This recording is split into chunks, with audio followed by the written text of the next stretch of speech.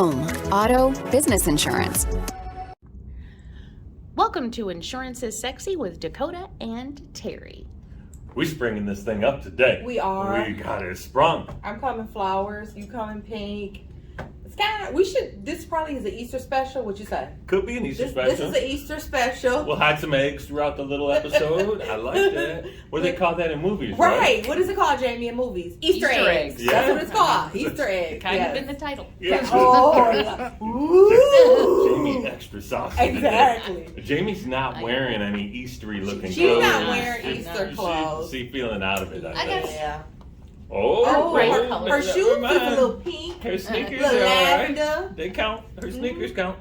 Listen, we don't have a special guest today, but last episode we did. We did. And I'd encourage you to go check that out because PK, Phil Klein, for not in the know, dropped some knowledge. He did. I thought he was an excellent addition. He was an excellent addition. The only thing is he didn't know to be loose or to be tight or to be. But what he did is he was authentically himself. He was himself. He was authentically himself. But he didn't tell a joke. I was waiting for him to tell a joke, and I wasn't exaggerating. That time he told that story he told.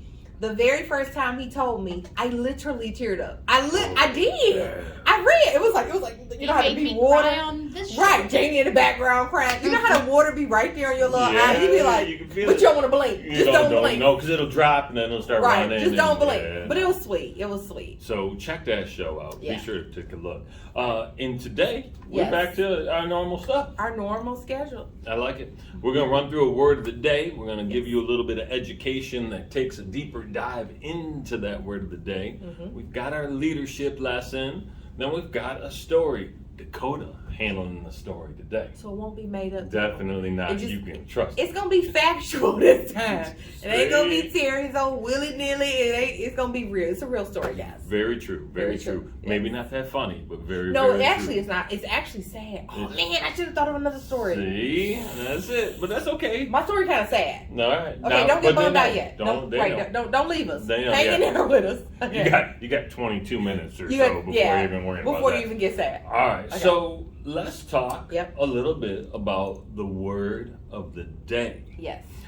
Is it my turn or your turn? It is your turn. It's my turn? All right. Yes. So today's word, people, is personal umbrella policy. I heard that just enough. We on the P. We on the P's. That part we know. Who's doing what, we don't know.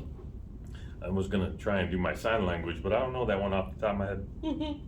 Personal umbrella policy. You ready? Yes.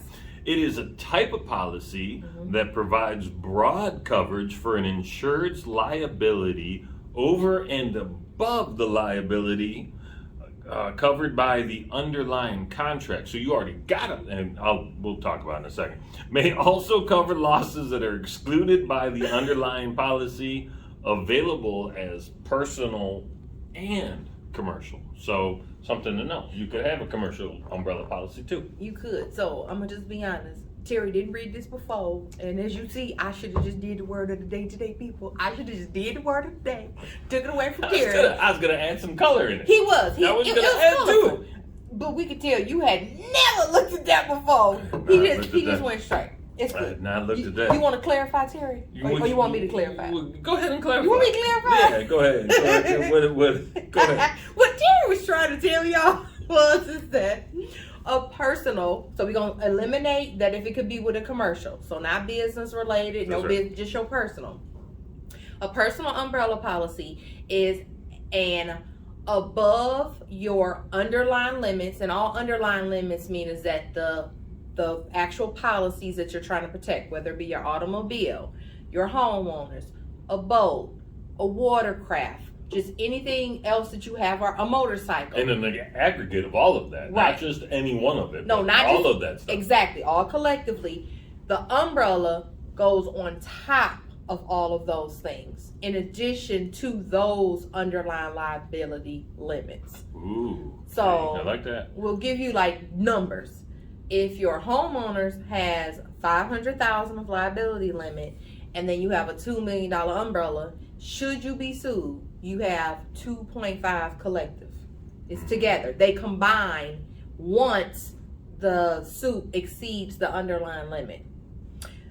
And then the educational piece, I'm gonna tell you why that underlying limit is important. And that matters. And that matters. And it matters. And we got a visual, and I can't wait because Dakota got a visual that she's gonna have to figure out how to show you all and explain the visual through the visual. It's very small. The one I was looking for, I couldn't find. Okay. The one I was looking for, which explains the gap. So we'll go into the educational piece.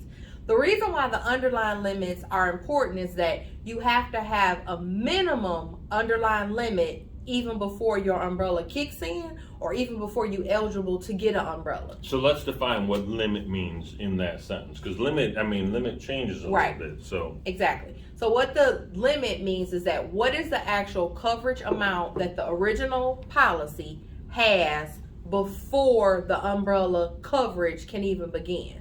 So let's use the home again. Okay.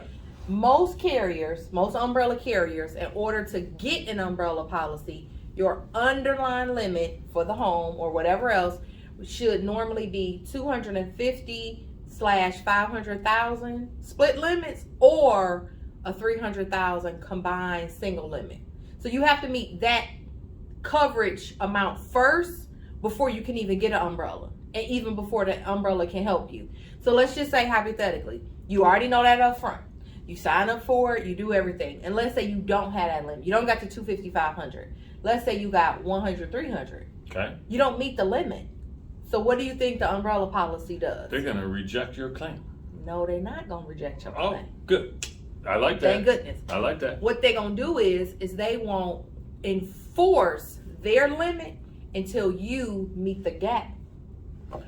Okay, so they're not gonna reject your claim, but they're not gonna give you They're not gonna kick out first. Okay. Because you have a requirement first. Okay. You have to meet your requirement before they will meet their requirement. Gotcha. So let's use an actual example. Something happens. Something happens. Let's say would the umbrella policy cover, like, last summer we had a lot of storms. Yeah. Right? And stuff was breaking on people's houses. Uh-huh. That's not what we're talking about. This is strictly not property. We're talking about liability. Correctly. Or defamation. Okay. Or slander. Liability is really big now with cyber bullying. If your children do something, your liability policy could come into play. These kids getting real out of control. Stuff like that. Like, it's in regards to that. Okay, so dog bite. Yes. And we did negligence 2 weeks ago, right? Dog bite, yep. Dog bite's a good example. That's right? a big example. That's a big example. People get sued all the time. Normally, a dog bite, though, is... I mean like a dog mauling, right? Yeah. Like a dog whoops somebody's butt. Didn't just like chew on his little toe or nothing. You want me to do the sign? Huh? Because that wasn't... That's what you got? Like, that's the dog. That's a dog. And he killed you. And the dog whoops your butt. He killed you. Right? Okay. But so You're now in the hospital. you're in the hospital. You laid up for a minute. Losing wages. Yeah. You got all these medical bills. You can't pay your mortgage. Your kids can't get to where they got to get. Like, it's actually causing havoc from this dog mauling them. Yeah. Right. Cause it. So go back to the limits. Let's and go back to the limits. Explain that. So let's say your umbrella policy said, well, you gotta have, it's home, because dog go back to home. So he say, you gotta have the 300,000, but guess what you got? 200,000. And the person wants to sue you for 250,000. Okay. So you got 200,000 on the policy. You got the umbrella, but the umbrella requirement was 300. They telling you gotta have this 300. So the person want to sue you for 250. Your policy gonna pay the 200. They responsible. Done. That 50 that's there, you pay that yourself. Oh. You didn't just messed up because you didn't have the right underlying limit. Now you out of pocket. Now that's when people come after your assets, your future wages, your whatever. So that's why the underlying part is important, because it could be a gap there sometimes. That's what really they're trying to avoid, is that they want the underlying policy, the originating policy, to take on as much risk as possible until they kick in. That's what they're trying to do. And so let me ask a follow-up question, because I know when I'm thinking about getting insurance for myself, right? Mm-hmm. I'm trying to figure out, how do I get the most coverage and pay the least amount of money? Exactly. So in the scenario where you are buying an umbrella policy, and you're saying, well, you need 300,000. Well, I only want 200,000. Right. Is it a disconnect sometimes because the agent isn't pushing it properly or explaining it properly? They shouldn't even present the product before explaining that you have to increase these limits. Okay. So let's say if you don't have the proper limits, you shouldn't even present the new product of the umbrella before even increasing or verifying again. I literally just got off the phone with a client. I was helping somebody else out, so it wasn't me, because I come after you. So I was helping another agent, and she did the home and auto for the client. I didn't see she was about to give her the umbrella. I instantly asked her. I saw she already had the requirements to meet the limits. I instantly added to her. I told her what it was. It was $12.50. She was like, yeah, throw that on there. Perfect, great. Let me send you a new application. Did y'all hear that though? Once I explained her the benefits of it, and I literally gave her the example. I said you would be going from $500,000 to $1.5 million. She's like, for $12? Like, and 50 cents. And 50 cents. Yeah. So 50 cents. So it's like when you explain to somebody that you can protect your assets for, look at me, I'm doing a little telemarketing, less than $1 a day. 50 cent, what is it? Maybe 50 cents It's a quarter. like, yeah, it's not Less even than that. the cost of a cup of coffee. Exactly. In 1958. I was going to say Exactly. it used to be back when. And it was like no question. She didn't even question, and actually, she didn't even question the price, because I only said it once. I can keep bringing it up. Just give me an Amex. So she was just more so trying to figure out what her limit was, because I could tell throughout the conversation, protection was mattering. Yeah. So when we talked about everything she wanted to talk to, I added a +1. We talked about that one time. That's right. You just add on what our recommendations. What is something else we thinking you missing? Maybe this might help you, because I would hate for something in the future to come up and she actually does get sued, and she like, I can't believe that Dakota didn't tell me about this thing that cost $12.50. Now I gotta go on my retirement. Now I got this little exactly. dog, I mean, but think about it. You would be like, I can't believe that I was advised like this, because that's what we are. Poorly advised, right? It sounds and that's what like I was it. trying to understand. It sounds like it because it is. It sounds like it because it is. Okay. So listen, for $12.50 or whatever the number Well, I mean, is, that's like bare minimum. but And it's not very, like we've got at home, I think we're at 1.5 or 2 million. Yeah. And it's not $25. Exactly. It's not. It realistically, it's normally a couple to a few hundred, a few dollars. Only time it gets like in that $1,000 range, when you're trying to start getting like big numbers like that, it's because you have had so many you got a really bad driving record. We're talking about DUIs, careless, multiple at-fault accidents, Adam. And when you got last thing, the kids running around. That's doing it. The silly kids. stuff. The kids is a big exposure. Like, that's what it is. So it's like those other elements can raise it up. But realistically, even people I literally just gave somebody it's already gone, dead and gone, because you can't get an umbrella policy when you in litigation. I don't think you can do that. It's dead and gone. It's a couple years ago. A gentleman, he like, yeah, my dog bit somebody, blah, blah, blah. I'm so lucky they didn't sue me. The insurance company just paid out because it wasn't that much. He was like, I'm so happy. This man owns a fleet of fast food restaurants. In what world would he not have an umbrella policy? On his business side, he definitely probably does. But in his mind, he probably didn't even think that he needs this on his personal.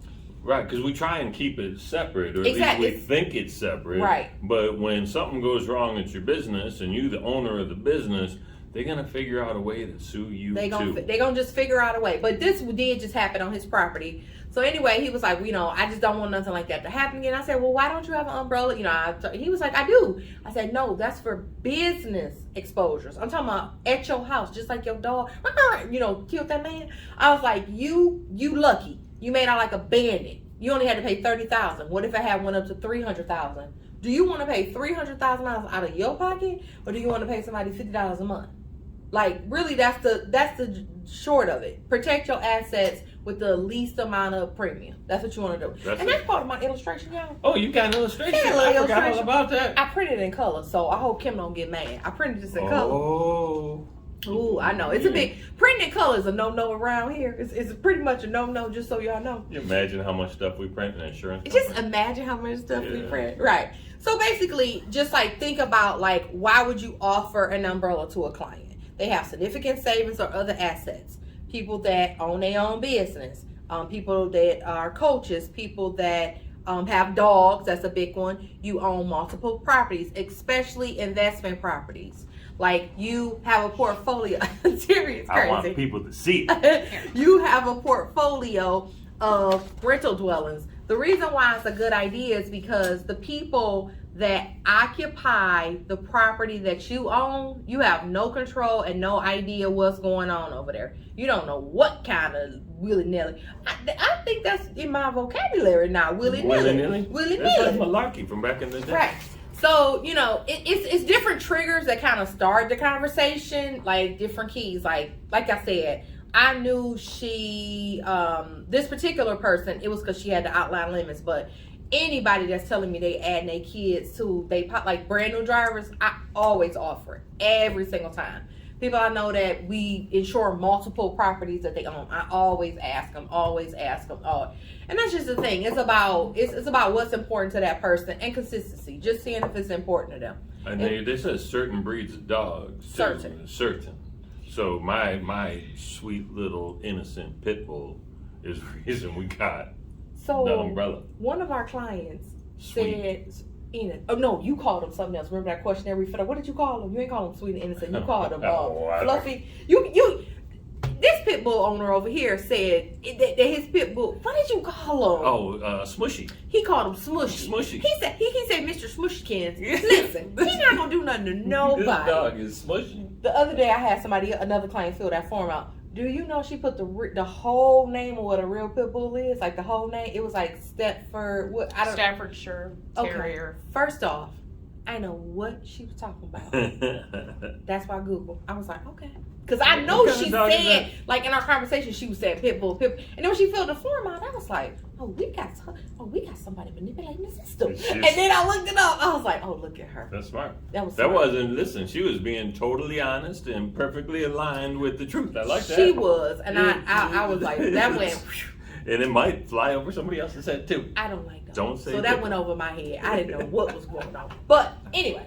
All right. So. Well, that's umbrella policy. Right? I think personal, and that's a good point.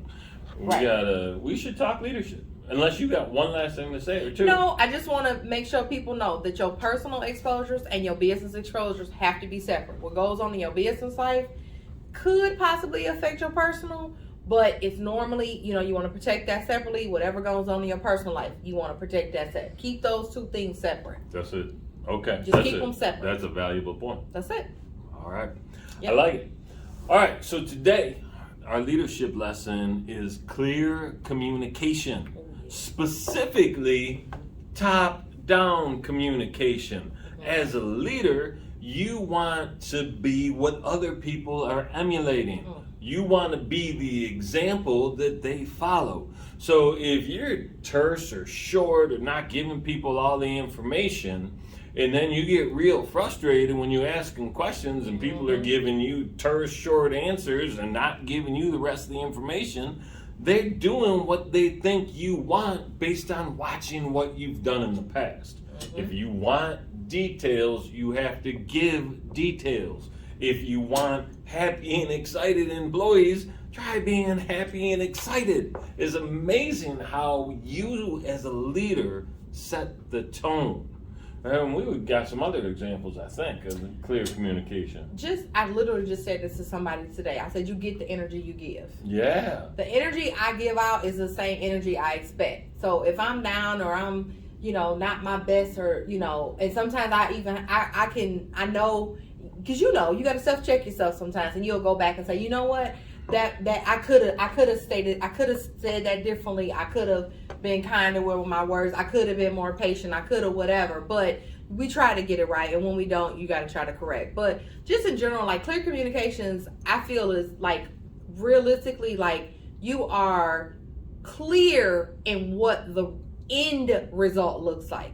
You don't have to give the 1 through 6 steps to get to my end result, but I say I would like this executed, and what that looks like to me is this. Now, the in between, the meat, I'm gonna say I'm gonna give you the bread. Yeah. I'm gonna give you the bread now. I might get a little dressing too. You know, I like honey mustard on mine. I'm gonna give you the dressing and the bread. But the meat, I mean, you can't do everything for everybody. You can't hold their hand. You can't sit there. You can't, because you don't want a set of robots. You want some individuality. You want people to have professional development. You know, that makes a successful team. That's everybody right. contributing. Especially at their strength level, right? Exactly. Stay in your lane. So I think if we are communicating what I need and what does it look like at the end, like this is the best case scenario or at minimum. You said that the other day. You was like, worst case scenario looks like this. Best case scenario looks like that. You know, kind of give a range because, you know, everybody not no, you know, diamond. You know, not everybody's a superstar. Not and that's okay. That's okay. Right? Play to your best potential. Try your best. Yeah, always do your best. That's a fourth agreement in a fantastic book by Don Miguel Ruiz called The Four Agreements. Fourth agreement, always do your best. Always do your best. That's it. Okay, since we just there, what's your favorite agreement? My favorite agreement, I really like that one. Really? Always do your best. Always do your best? Because I already worked through some of the other stuff, right? I don't take anything personally. Right. I know whatever happened to me is on you. I'm not worried about that. I stopped having assumptions about stuff a long time ago. The next one is mine. Yeah, be impeccable with your word. I am impeccable with my word. That's a when good people one. don't honor their word to me, I am very clear in letting them know you did not honor your word. And guess what? You don't ever got to worry about me asking you nothing else. You don't ever got to worry about me. I'm serious. I'm Terry, you know I'm clear. You're clear. Crystal. Crystal. I am crystal clear. When people say they didn't know I wanted something or I meant that, ooh, child. I just look at them and I say that, ooh, child. You weren't paying attention. You lied. I be like, you lied. Done with you. Yeah, I do. Yeah, that's so amazing. Yeah, that one, the be impeccable with your word one. Yes. Is one of my favorite pieces of that is the words we use on ourselves, right? Yeah. The self-talk and making sure that we're not talking smack about ourselves or calling ourselves dumb or downgrading anything that we do, or even using self-deprecating humor is on that list. Oh yeah, people be like, I hate when I hear somebody say, oh, you stupid, or something like that. Like they talking to themselves. Oh, I hate that. I'd be like, oh my goodness. So that's a powerful lesson inside of that one for sure. Inside of that one, and it's so funny. You talking about the actual verbal words. When I think about being impeccable with your, that's why I say honoring your word.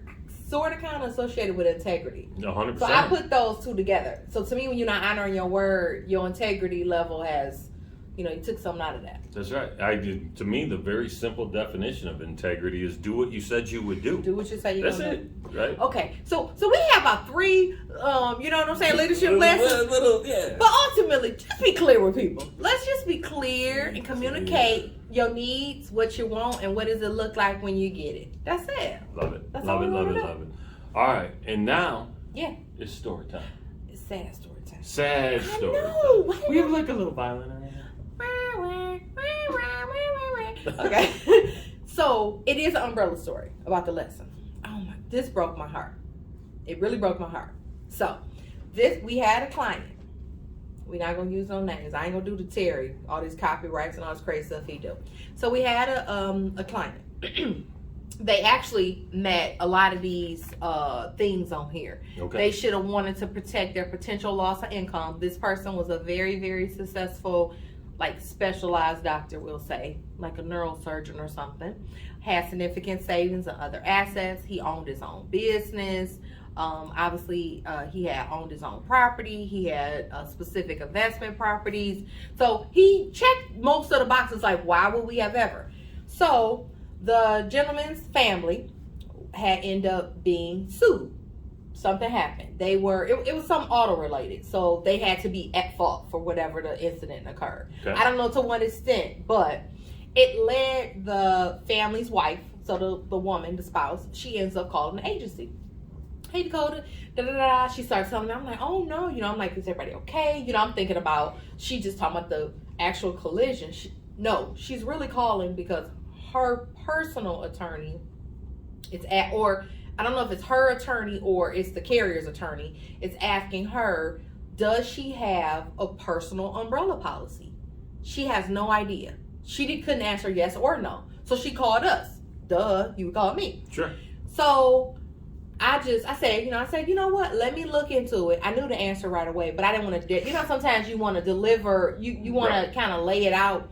So I said, well, let me look into it. I'm going to give you a call back in the next hour. I'm going to give you everything we got. If I got something for you, I'm going to email it to you, but I'm going to call you too. I knew she didn't have it. Poor little tink tink. She ain't had nothing. So I looked at everything. Jamie cracking up. I love that bit. I know. Poor little thing. So this gonna go off, Jamie, before I get finished. So I looked up everything, and what I did is I want to do a little bit more research. I actually went back. Remember I said those cues we start asking? I looked at every time we asked them. Oh. I'm like, man, we done asked these people 112 times. Did they? Every time they renewed, just in general, they had a very colorful accident record, we'll say. So we would always bring it up, like, is this something you want to protect yourself against? Something could happen, blah, blah, blah. Anyway, they didn't have it. So I guess it's going to end on a high note. Okay. Oh, I like that. It is going to end on a high note. So it turns out that they were getting sued, but thankfully they had enough on their underlying limit to meet the suit requirement. Okay. But in their mind, they thought it was going to get like astronomical because they got money. They wealthy. So she just by the grace, she didn't have to even extend over that. And I think what happened is that the person that was suing them, they weren't so wealthy or established. They took what the insurance company had. Right. They didn't go back. Right. But they did at least have the million. Because some of your underlying limit policies can have $1 million just on the underlying by itself, even before you start getting 1, 2, 3. So they was lucky in that sense that they at least had the protection on their underlying policy where they wouldn't need an umbrella. But think about it. If they had, if that was, we're going to use Phil Klein as an instance. If that was Phil Klein now, he'd have got all that little money, all that little neurosurgeon money. Yeah. And they start coming after your personal assets. Part of that practice, they house, like all that other stuff. They didn't have the extra protection for like a few $100s. So the family rather, lucked up and the underlying policy, covered whatever the lawsuit was. But originally when it was, presented to them, they was like, do you have an umbrella? Because they thought it was going to exceed what was there. Wow. Because I guess it looked bad. So luckily, what do you think happened after that? I think the next day they called and got themselves an umbrella policy. Well, what happens is that's part of the underwriting. They want to know, have you had any litigations in XYZ date? Do you have any, so it's like they actually had to get outside of the litigation period. That's what I'm saying. After everything, closed, trust me, they saw the value of it in. They didn't ask a second time. And that's why we always try to say, we want you to understand your protection before you ever got to use it. And I think that's the lesson right there. We try to preach it. We want you to understand it. Yeah, that's why. I think that's one of the things that makes us different here. It is. We want you. We want you to understand what you got, not just buy what you need. Exactly. We want you to not understand what you got, not buy what you need. Oh yeah, that rhyme. I like that. I like that. That's amazing. Well, we do got one soda canister. Oh yeah, you know what? I said earlier that we didn't have any special guests, and this is a joke for anybody that watched our last episode, but we do. Two ago. Was it two? Two ago. Okay. We do have a special guest today. That's right, it was 2 ago. You're right about that. We got Dakota's eyebrows here. Looking fresh, people. They fresh. They crispy. Fresh. She did me right. See, I had that. Okay, Terry caught me off guard. We tried to prepare. I said, Terry, we gonna do it. We're not gonna do it. No. Looking ratty is what I'm gonna call it. Hat. I was trying to cover them. They was like, ran. They was like little puppies up there. They was like little puppies up. So I had the hat on, trying to cover them up. And I told Terry, they almost attacked me while I was sitting here. It's a good thing she got her liability coverage straight. Then me and my eyebrows was coming back for a vengeance. Because I'm so serious about my daughter. She said that. She'd be like, Mom, you are obsessed with your eyebrows. I'm like, no, I'm not obsessed with them. They real wild. They get out of control. They obsessed with my forehead. Now, I'm not obsessed with my eyebrows. My eyebrows obsessed with my forehead. They got stuff to do. They're trying to make moves. They always trying to get together. Yeah. They're gonna be like, listen, we are one, people. Right, they always trying to get back together, yeah. But they good. See, we back on regular schedule program, so don't worry. I'm gonna make the schedule. We made up for Phil not being We gotta make this schedule. We gotta make this schedule. All right, we got it. We're gonna leave this in here so you can enjoy that. Yeah, we're gonna leave. What we gonna do? I don't know. Your nails are looking so cool though. I wish I had pretty nails. I could use that. What do we got for a pause face? Here, we'll just look at our nails. We'll look at our nails. Or we show our nails. Well, I don't want to show. Show your nails, Terry.